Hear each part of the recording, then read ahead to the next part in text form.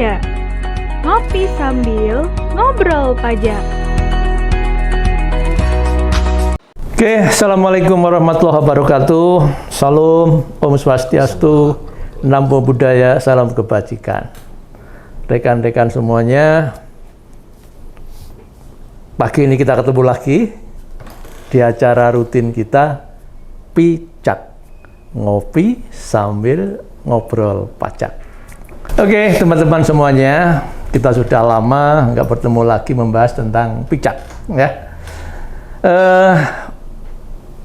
Pada kesempatan pagi ini, saya kehadiran tamu yang sangat luar biasa, masih muda, cakep lagi, dan profesinya luar biasa ini, sebagai akuntan publik. Saya perkenalkan Mas Nofrizal Maulana. Ya, gelarnya, wah saya nggak hafal ini ya. Yang gampang ACPA dulu aja, ACPA. ICPA. Iya, Associate Certified Public Accountant. Luar biasa. Mas Nofrizal, saya panggil Mas aja ya. Iya, betul. Ya. Mas. Mungkin bisa diceritakan ya, mulai dari Mas Nofrizal studi di S1 akuntansi sampai akhirnya sekarang menekuni profesi di bidang akuntan publik ya. Baik, ya Pak. Oke, silakan Mas Nofrizal diceritakan singkat gitu ya. Siap, baik.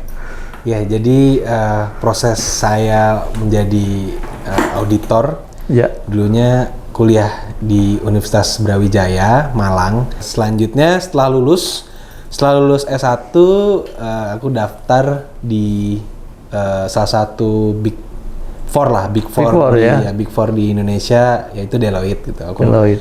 ya daftar di situ. Setelah daftar, kita lolos syarat administratif. Ya. Ya. Lalu kita ada ujian tertulis kemarin itu waktu di Deloitte, ujian tertulis. Setelah lulus ujian tertulis, kita dipanggil lagi untuk menghadap HR, untuk interview HR. Lalu selanjutnya kita interview user. User tuh mungkin sekelas manajer atau partner, Pak. Lalu setelah lolos juga tahapan itu, baru kita mendapat kontrak untuk sebagai auditor. Begitu, Pak Agus. Ya, menurut misal, mungkin saya sedikit tanya tentang tadi ya, seleksi masuk di kantor akuntan Big Four tadi ya. Iya, oke. Menurut Mas Nofrizal, ketika lulus S1 ya, fresh graduate begitu, terus kita mau masuk di ya akuntan yang cukup punya nama ya, di Indonesia maupun di dunia ya, empat besar ini ya. Mungkin bisa ceritakan Mas Nofrizal kira-kira kendala apa yang Mas Nofrizal hadapi, dan kira-kira ketika kita lulus S1 apakah tes itu mungkin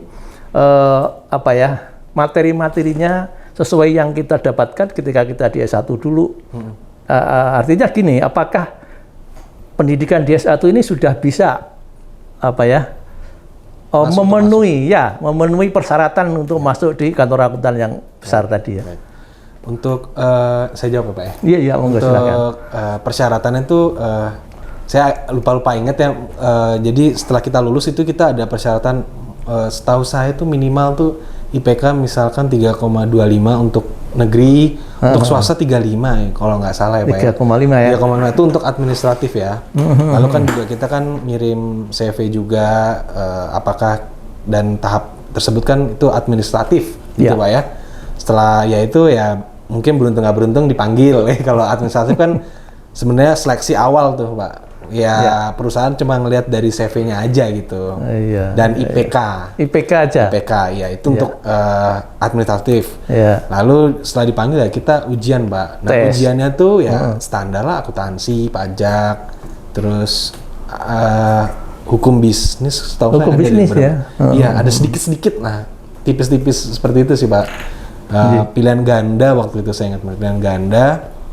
Ya setelah itu baru interview, Pak. Interview bahasa Inggris mutlak ya? Ya bahasa Inggris. Jadi ya untuk di Big Four karena banyak juga ekspat, jadi nggak cuma orang Indonesia, kebanyakan orang Filipina, orang India, itu ada sih beberapa di kantor.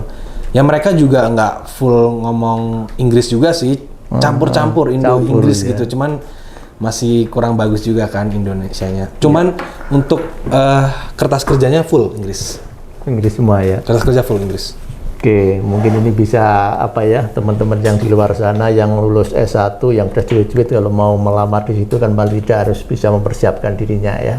Oke, Mas Rizal, kayaknya kita harus sambil ngopi ya, supaya kita lebih santai begitu.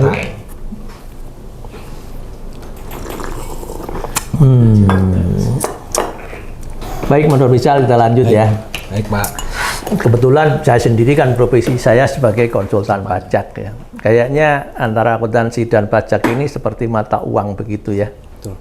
Ya. Nggak bisa lepas, Pak ya. Nggak bisa lepas. Betul. Ya. Atau seperti ini, kopi ya. Iya. Akuntansi itu kopinya, pajak gulanya mungkin begitu ya. Iya, betul. Betul, Pak.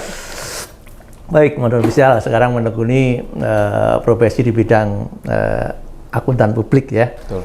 Saya sebagai konsultan pajak. Mas Rizal, akuntan publik itu sendiri payung hukumnya sudah ada ya?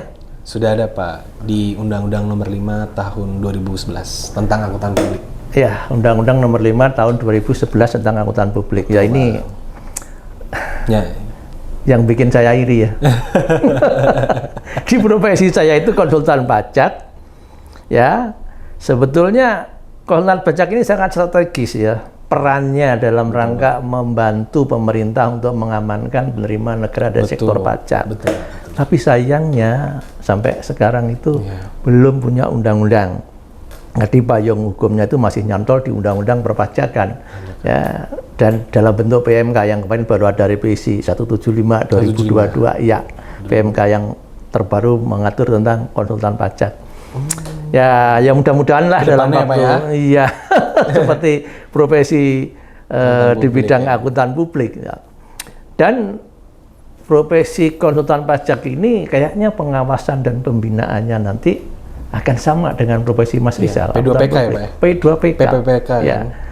Ya, kalau akuntan publik saya nggak masalah ya karena sudah ada undang-undang. Sehingga nggak mungkin ada akuntan publik abal-abal atau palsu. Orang yang nggak punya izin praktek, berpraktek sebagai akuntan publik itu pasti nggak bisa karena ada undang-undang, pasti ada konsekuensi hukumnya. Betul. Tapi ketika konsultan pajak yang belum punya undang-undang, ya diawasi dan diatur oleh P2PK juga. Betul. Permasalahannya di luar sana itu banyak konsultan-konsultan yang nggak punya izin praktek karena belum ada undang-undangnya, mereka nggak bisa disanksi. Iya. Ini yang seharusnya pemerintah ya peduli ya dengan kondisi seperti ini. Dan mereka bebas ya, Pak ya? Bebas, ya bebas. Berkompetisi dengan kita dan perang gitu ya, Pak? Iya. Dan konyolnya lagi itu banyak masyarakat wajib pajak yang nggak paham kalau konsultan pajak itu harus formal punya izin praktek. Itulah, kalau akuntan publik ada undang-undangnya. Jadi orang pasti akan berpikir 100 kali kalau misalkan dia bukan akuntan publik terus berpraktek sebagai akuntan publik. Ya, seperti dokter ya, ada undang-undangnya, orang yang bukan dokter tapi praktek sebagai dokter bisa kena sanksi hukum ya. Ya mudah-mudahan lah dalam waktu dekat ya. Mas Rizal. Oke, Mas Rizal. Ini berikutnya kira-kira siapa sih yang bisa praktek sebagai akuntan publik dan sekaligus persyaratan apa yang harus dipenuhi untuk menjadi seorang akuntan publik bisa buka praktek ya. Bisa berpraktek menjual keahliannya kepada masyarakat. Mungkin Mas Rizal bisa jelaskan ya. Ini yang sepemahaman saya, Pak ya. Jadi untuk menjadi akuntan publik itu memiliki beberapa tahap lah, Pak ya. Yang pertama banget ini mungkin yang udah saya lulus ini, yang udah saya dapat ini yaitu ACPA, Pak. Jadi yang Associate Certified Public Accountant. Jadi untuk tahap dasarnya itu kita ujian 5 mata ujian dengan nilai itu minimal 60, Pak. Itu untuk level dasar ACPA. Setelah lulus kita dapat menggunakan gelar ACPA. Lalu selanjutnya CPA non-sign, Pak. Jadi Certified Public Accountant itu di level profesional kita harus ujian 5 mata ujian juga dengan minimal nilai 75. Itu ujian lagi ya? Ujian lagi untuk CPA non-sign ya. Jadi saya masih harus ada CPA lagi kan, ini masih ada tahapnya lagi. Iya. Dengan nilai minimal 75 dan itu kita mendapatkan CPA yang belum bisa tanda tangan. Setelah kita lulus misalkan level profesional ini CPA non sign, kita untuk menjadi CPA sign kita harus ujian komprehensif, Pak. Namanya Pak, ujian komprehensif itu gampangnya seperti ujian skripsi atau gitu ya? tesis seperti itu, Pak. Jadi isinya tentang makalah kita atas klien kita 1 tahun ke belakang, lalu apa aja yang udah kita kerjakan, apakah yang kita kerjakan sudah sesuai dengan SPAP, standar profesi akuntan publik, dengan etika-etikanya juga, kode etik profesi seperti itu. Kita ya seperti ditanya-tanya gitu, Pak. Dan kita harus defense dan dengan pekerjaan kita dengan baik. Kalau lulus kita bisa baru bisa menandatangani untuk menjadi akuntan publik. Ya, untuk bisa Sign. mendapatkan izin sendiri begitu. Betul. Ada persyaratan mungkin harus apa ya? Ada semacam jam terbang sekian jam. Ya. Ada juga itu ya. Jadi itu di tahap CPA non sign ke ujian komprehensif, Pak. Oh. Jadi untuk PMK yang dulu ya. itu setahu saya itu 3.000 jam menjadi ketua tim audit. Tapi di PMK baru, PMK kalau nggak salah 186 juga deh. Jadi dia itu udah mengganti 3.000 jam itu, tapi menjadi ketua tim 20 perikatan atau 30 perikatan dalam 1 tahun. Jadi misalkan di tahun kedua, misalkan kita tahun sebelumnya itu mau ujian, tapi kita cuma 10 itu nggak bisa. Ya. Dia menjadi ketua timnya ya, menjadi ketua tim audit ya. Jadi udah nggak peduli sama jam-jam lagi sekarang. Mungkin Gitu ya. Jadi per klien. Berarti tahapannya cukup panjang dan melelahkan. Wah, Kira-kira prediksi Mas Rizal, ketika seseorang lulus S1 sampai nanti dia punya izin praktek sendiri, kira butuh waktu berapa tahun seandainya si orang ini betul-betul fokus begitu? Benar-benar fokus ya? Ya, betul-betul fokus. Dia ikut ujian, dia setelah lulus S1. Kira-kira berapa tahun dia butuh waktu misalnya? Menurut saya faktornya banyak sih, Pak. Ya. Cuman fokus, pinter, tapi adalah satu lagi, keberuntungan. Iya, betul. Faktor itu ada ya? Betul. Karena soal-soalnya itu bukan soal yang mudah sih menurut saya. Jadi soal-soalnya itu juga mungkin ada ambigu ya. Maksudnya bisa 2 jawaban betul, misalnya 3 jawaban betul. Jadi mungkin harus benar-benar ada faktor sedikit lah, luck lah. Karena pasti untuk dalam praktek saya yakin lah banyak yang jago. Cuman dalam ujian ini kan belum tentu ya. Belum tentu dia bisa lulus gitu. Tapi seandainya di rata-rata begitu Mas Gitu Rizal ya. Ya, faktor keberuntungan oke lah kita dapat. Keberuntungan lah ya. 5 tahun? Bisa 5 tahun. tahun bisa kalau ya. dia benar-benar beruntung, Fokus, ya. ya. Bisa sih, Pak. Bisa. Ya. Bisa Jadi banget. ini teman-teman di luar sana ya, kalau memang kita fokus 5 tahun setelah lulus S1 itu bisa menjadi akuntan publik yang punya izin praktek dan bisa berpraktek. Luar biasa. Oke, Mas Rizal, profesi ini menarik ya, karena di Indonesia kayaknya masih sangat kekurangan jumlah akuntan publik ya. Organisasi profesinya kalau dulu setahu saya ya di akuntan itu ada IAI, tapi sekarang akuntan publik ini profesi organisasinya apa? IAPI, Pak. IAPI ya, Institut Akuntan Publik Indonesia. Satu aja ya? Masih satu aja ya? IAPI aja, Pak. Belum pecah ya? Belum. Jadi kode etiknya juga udah berbeda tuh, Pak. IAI dan IAPI, Pak. Yang kedua saya iri juga ini. Pengelolaan pajak itu sekarang organisasi profesinya pecah, ada beberapa. IKPI ya Iya, IKPI salah satunya emang yang paling tua. Sekarang ada IKPI, ada Perkopi, ada apa lagi saya lupa. Pokoknya ada 4 ya kalau nggak salah, kalau nggak 5 itu sekarang. Ya ini karena apa? Dampak tadi belum adanya undang-undang tadi. Iya. Kalau akuntan publik sudah ada undang-undang, kalau mau pecah kayaknya juga susah itu ya. Tapi pemberi, saya tanya sedikit Pak ya. Pemberi BKP-nya kan harus dari IKPI ya Pak ya? Oh bukan. Sekarang ada semacam ini, tetap ada di DJP nanti semacam gabungan begitu dari P2PK juga nanti melibatkan beberapa dari satu tim ya penyelenggara uji USKP ini. Salah satunya nanti timnya itu dari organisasi profesi ya, bisa dari IKPI, bisa dari Perkopi, bisa satu lagi. Jadi boleh ini ya, nggak cuma satu ya? Iya, nggak cuma satu, ya itulah dampaknya. Oke, ketika seorang akuntan ini berpraktek, tentunya harus ada semacam wadah apa ya, bentuk entitas begitu ya. Kalau di pajak itu perorangan atau pribadi sama partnership ya, atau firma begitu ya. Di akuntan publik sendiri mungkin sama ya? Sama Pak. Sama. Ada perorangan untuk yang sendiri dan firma untuk yang gabungan antara partner-partner. Ya, misalkan Mas Rizal ada partner dari luar Indonesia begitu ya, yang mau gandeng akuntan publik yang ada di Indonesia. Itu apakah ada semacam persyaratan khusus yang diatur di profesi akuntan publik ini? Itu jujur, misalkan akuntan publik di luar ya? Ya, Mau mengaudit perusahaan di Indonesia. Jujur itu belum terlalu paham banget, tapi setauku tuh mungkin itu untuk KP-KP besar Pak, yang multinational company, misalkan seperti PwC, Deloitte, misalkan rata-rata ya, misalkan perusahaan A ini mempunyai di Amerika, di audit oleh PwC misalkan. Dan dia mempunyai anak perusahaan di Indonesia. Nah, pasti otomatis pakai yang Deloitte yang di Indonesia. PwC yang ada di Indonesia. Oh gitu ya. Ya kurang lebih sih seperti itu sih, itu sih Pak, gitu Pak. Oke. Terima kasih Mas Rizal. Ya, kita lanjut. Ya, karena waktu kita sangat terbatas. Baik. Oke. Mas Rizal, antara konsultan pajak dengan akuntan publik ini sebetulnya objeknya kan sama ya. Betul. Customer kita sama. Ya, pengusaha, corporate, ya. Betul. Bisa perorangan, bisa badan, ya.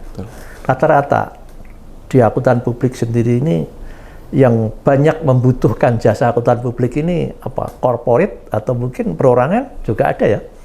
Banyak sih Pak, karena kan laporan audit kan digunakan banyak mungkin untuk funding bank, mungkin untuk tender, atau mungkin hanya untuk laporan internal manajemen. Itu bisa, itu tergantung kebutuhan masing-masing, atau mungkin bisa juga untuk OJK, itu juga bisa juga untuk perusahaan-perusahaan terbuka yang terdaftar di listing BI kan juga harus diaudit juga Pak. Ya. Itu juga ada, tergantung kebutuhan masing-masing pengguna. Betul, Pak. Tapi kebanyakan kliennya Mas Rizal ini adalah badan PT ya, corporate ya, badan. Ya, oke. Badan.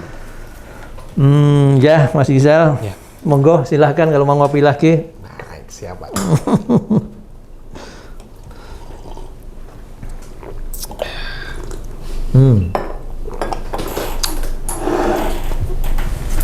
Oke, Mas Rizal, kita lanjut.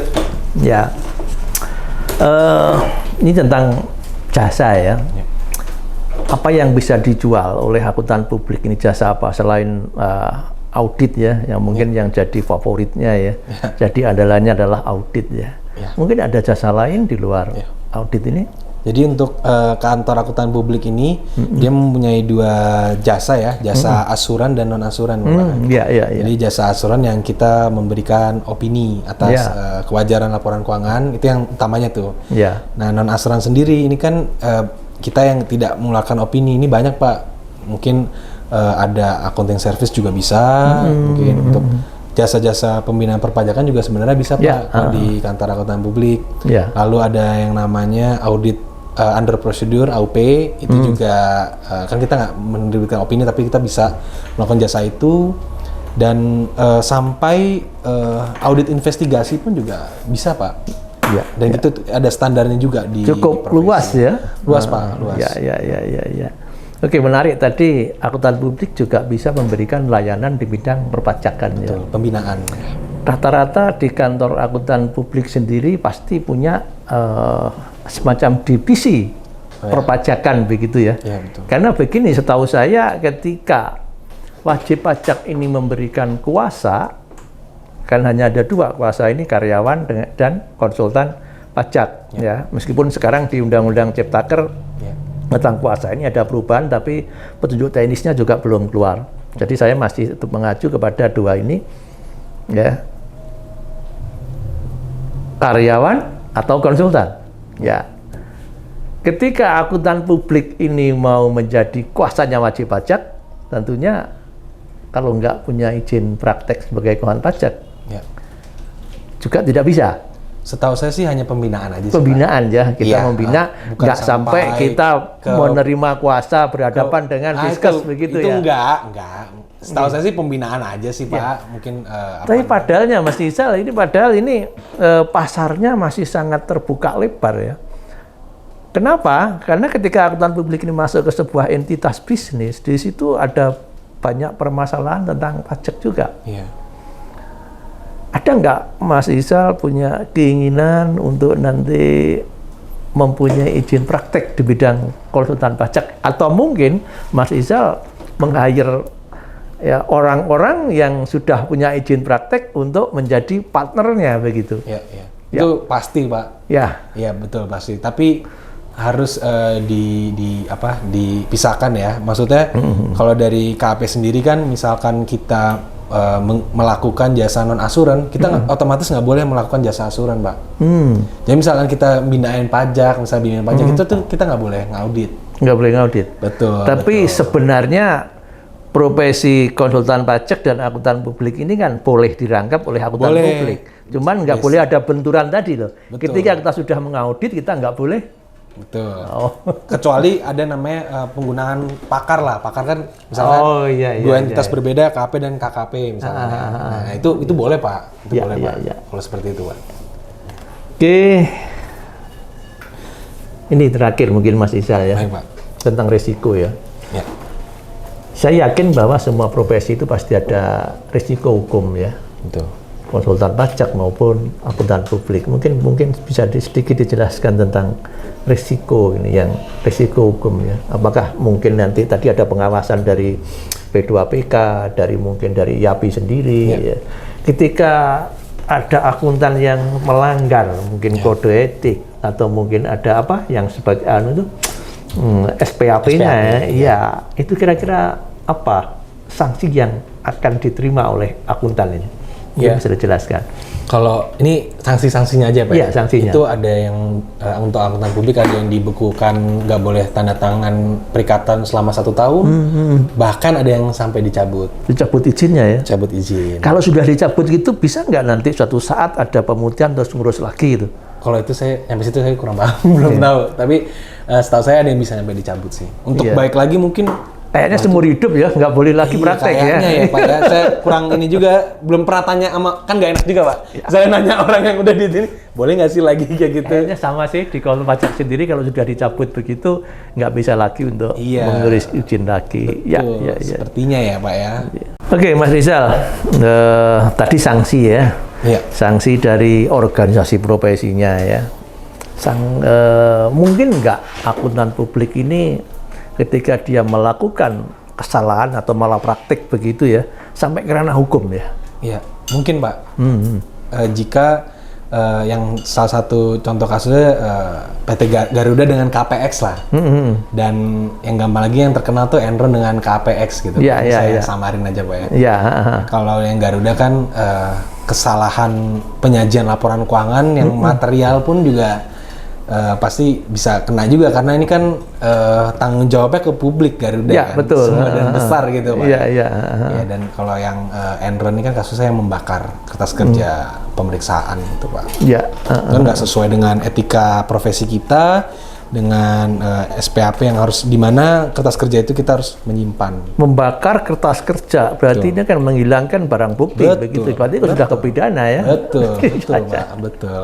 Ini sama juga dengan profesi di bidang pajak ya, konsultan pajak ini risiko itu juga ada, risiko hukum ini ketika nyata-nyata si konsultan ini membantu wajib pajak ya, melaporkan pajak, menyetorkan pajak tidak sebagaimana mestinya, nggak sesuai dengan faktanya, itu bisa aja kerana pidana ya. Kan undang-undang sendiri jelas-jelas ya diatur itu tentang pidana di bidang perpajakan. Oke, Mas Rizal, ini terakhir pertanyaan saya. Sekarang Anda mengelola akuntan publik, tentunya pasti akan membutuhkan bantuan tenaga-tenaga ya, fresh graduate misalkan. Kira-kira kualifikasi apa yang Mas Rizal cari ketika Anda mau merekrut staf-staf Anda? Ya. Kalau saya ini mungkin lihat dari pendidikan terakhir, Pak. Pendidikan terakhirnya mungkin sama dengan KP-KP lain sih, kemungkinan sarjana, Pak. Karena di sarjana akuntansi ini kan diajarin audit, teori basic auditnya, Lalu mungkin ada yang magang juga di itu nilai plus Pak kalau udah pernah magang di kantor akuntan publik. Ya. Nah plus lalu kita lihat CV-nya apakah dia aktif atau enggak di organisasi. Dan yang terakhir tahap itu ya kita wawancara Pak, interview, kita melihat ya itu kan kita bisa menilai attitude-nya, kita bisa melihat bagaimana ya sopan atas kerja itu. Ada sih beberapa pertanyaan yang bisa melihat seperti itu gitu. Ya, berarti diutamakan S1 ya, karena S1 itu sudah akuntansi ya, sudah mendapatkan materi audit ya. Betul. Ya, ini mungkin sedikit agak berbeda dengan profesi kami di bidang konsultan pajak ya. Karena pajak ini di S1 kadang-kadang juga sangat kurang ya. Iya, betul Pak. Ya. Setuju saya. Bahkan sekarang ini banyak teman-teman konsultan pajak yang justru ini menerima anak-anak dari SMK di bidang accounting, karena konsepnya tentang akuntansi mereka sudah sangat paham, pajaknya pun mereka juga sudah mendapatkan materi itu ketika di SMK. Dan mungkin ini ya kalau SMK itu kan dia mungkin bisa bekerja sampai 5 tahun ke depan ya. Tapi kalau S1 itu biasanya kalau perempuan ya, nanti mungkin 2 tahun bekerja, dia merit, cuti dan lain sebagainya. Pertimbangan itu mungkin. Juga faktor ini mungkin standar gaji ya, ini yang dari pertimbangan. Ya, sehingga sekarang itu banyak teman-teman konsultan pajak itu yang ya merekrut tenaga-tenaga dari SMK. Ya memang spesifik sih, akuntan publik memang ya salah satu pekerjaannya yang dominan begitu ya, audit ya. Tentunya mereka juga harus punya basic yang kuat tentang audit tadi. Audit minimal. Pajak juga ada ya, rata-rata itu yang memahami pajak ya. Ya minimal tuh harus ada pengantarnya lah biar teori auditnya tuh ada gitu Pak. Ya. Setahu saya soal SMK tuh nggak ada pelajaran audit. Iya, belum ada memang ya. Ya, karena SMK itu disiapkan untuk ini menyajikan aja laporan keuangan. Betul. Oke. Kayaknya sudah cukup panjang kita ngobrol Mas Rizal ya. Menarik ya, dua profesi ini antara konsultan pajak dengan akuntan publik ya. Teman-teman bisa mungkin menambah wawasannya, bisa membedakan ya, kira-kira nanti setelah lulus S1 mau mengambil yang mana. Kalau akuntan publik tadi memang agak panjang ya, jalurnya untuk menjadi seorang akuntan publik yang punya izin praktek. Tetapi kalau konsultan pajak relatif lebih cepat ya. Ketika Anda lulus S1 atau bahkan D3 di bidang perpajakan, Anda bisa ngambil ujian sertifikasi atau USKP, ujian sertifikasi konsultan pajak, ada tingkatannya A, B, dan C. Setelah Anda lulus, maka Anda bisa langsung ngurus izin praktek tanpa harus ada pengalaman sangat berbeda jauh dengan akuntan publik. Ini mungkin pertimbangannya karena kita Indonesia ini masih sangat kekurangan jumlah konsultan pajak. Tapi saya yakin ke depan mungkin 2-3 tahun yang akan datang aturannya pasti akan sama dengan profesi akuntan publik. Ini sudah mulai ya, pengawasannya sudah sama. Nanti pasti nanti izinnya pun ini prosesnya juga akan sama. Ya, memang pernah ada dulu konsep atau draft tentang undang-undang konsultan pajak, bahkan sudah sempat masuk di prolegnas Mas Rizal. Tapi nggak tahu kok moro-moro hilang gitu ya. Wacana itu ada, hilang. Ada, sudah masuk di prolegnas. Oh, udah. Mau iya. Tapi sekarang sudah hilang lagi. Sudah 3 tahun terakhir ini nggak pernah muncul lagi itu RUU tentang konsultan pajak. Oke, teman-teman sekalian, kita sudah di penghujung acara. Ya. Saya akhiri perbincangan kita ya mengenai profesi di bidang akuntan publik dan profesi di bidang pajak ya. Kita ketemu lagi di edisi berikutnya. Pijak ngopi sambil ngobrol pajak. Sekian, saya akhiri. Wassalamualaikum warahmatullahi wabarakatuh. Waalaikumsalam warahmatullahi wabarakatuh.